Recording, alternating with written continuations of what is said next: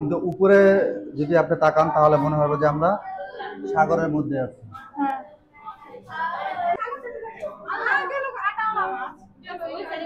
আপনারা যখন ঢুকবেন শুরুতে এরকম বড় বড় মাছ দেখতে পাবেন।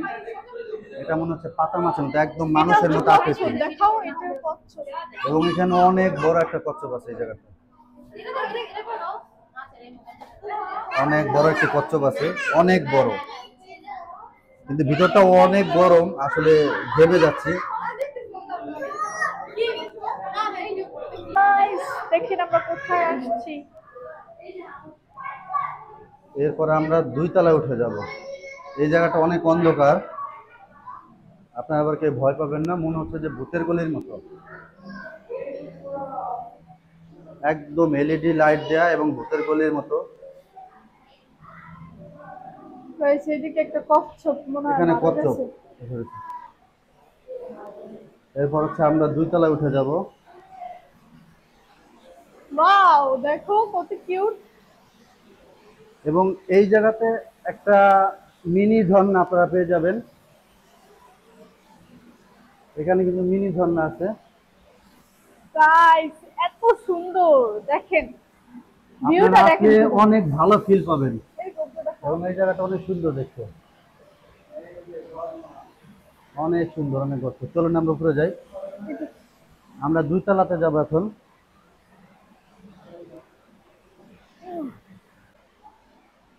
এই যে দেখেন, এই জায়গাটা অনেক সুন্দর,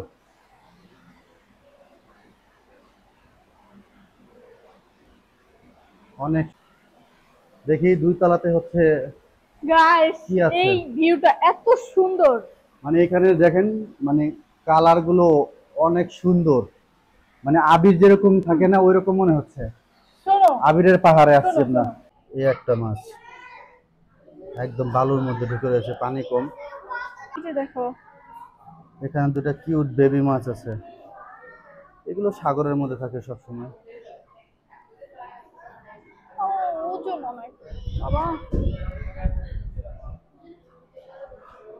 এগুলো করবা। এইখানে একটি কফি শপ আছে, এখান থেকে আপনারা কফি খেতে পারেন। কফি আছে। এবার আবার আপনার যদি আপনারা আহ, এভাবে আপনারা পা এগুলো করবা। ভিজিয়ে মাছের ইয়ে করতে পারেন। না, পা ভিজিয়ে আপনারা এখান থেকে পা পরিষ্কার করতে পারেন। এগুলা কি করবো তুমি? না বাবা, ভয় লাগে আমার।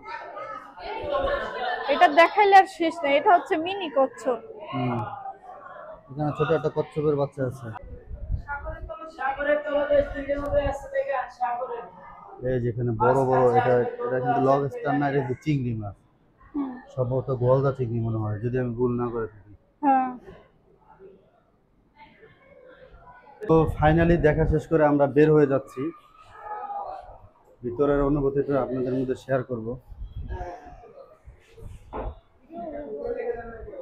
দেখি দেখি ভাই, একটু দেখি। তো ফাইনালি আমরা বের হয়ে গেলাম, আমি আর মিম। এই মাত্র আমরা দেখা শেষ করে বের হয়ে গেলাম। গাইস আসলে তাকাতে পাচ্ছি না, অনেক রোদ। হ্যাঁ, অনেক রোদ। বাট এখানে দেখার পরে আমার যেটা অনুভূতি হয়েছে বা আমার যেটা মনে হয়েছে, আসলে এইখানে এরা যে টাকাটা নেয়, এক একজন 300 টাকা করে যে টিকিটটা নেয়, এটা হচ্ছে অনেক বেশি। অনেক বেশি, অনেক বেশি। সেই তুলনায় আপনি ওইরকম ফিল পাবেন না। 300 টাকার যেই ফিলটা, ওটা আপনি পাবেন না। এখানে টিকিট সর্বোচ্চ 100 টাকা হলে ঠিক ছিল, এটাই আমার কাছে, মানে 100 টাকা বেশি মনে হয়, 50 থেকে 60 টাকা হলে ঠিক ছিল। বাট তারপরেও 100 টাকা নিলে আমার মনে হতো যে না, মোটামুটি একটা ঠিক ছিল, 100 টাকা মানা যায়। বাট এক একজন 300 টাকা টিকিট, মানে এটা অনেক বেশি, অনেক। আর এখানে যারা বড় আছেন তারা হয়তো অতটা বেশি মজা পাবে না, যারা বাচ্চা আছে তারা হয়তো বেশি আনন্দ পাবে। বড়রা যারা আছে অত বেশি আনন্দ পাবেন না। দেখার মতো আসলে বলতে ওইরকম অত কিছু নাই, মানে কিছু কিছু মাছ আছে যেটা আমরা দেখতে দেখিনি পাই না। হ্যাঁ, বা সাগরের তলদেশে থাকে। বাট আপনি যদি 300 টাকাতে দেখতে চান, তারপর আপনার মনে হয়, তাহলে আপনারা আসতে পারেন। বাট আমি মনে করবো 300 টাকা হিউজ, অনেক বেশি টাকা। এত টাকা দিয়ে না দেখাটাই ভালো, অত আপনারা ফিল পাবেন না। আর এখানে আপনারা আসার আগে অবশ্যই আপনারা এই জায়গাটা টিকিট কাটতে পারবেন, বা ওইখান থেকে কাউন্টার আছে সামনে একটা, ওইখান থেকে কিন্তু আপনারা কাটতে পারবেন। তো আজকের ভিডিওটা এই পর্যন্ত এখানে শেষ করতেছি। সবাই ভালো থাকবেন, দেখা হবে নতুন কোনো ভিডিওতে। Bye Allah bye. হাফেজ। Bye by.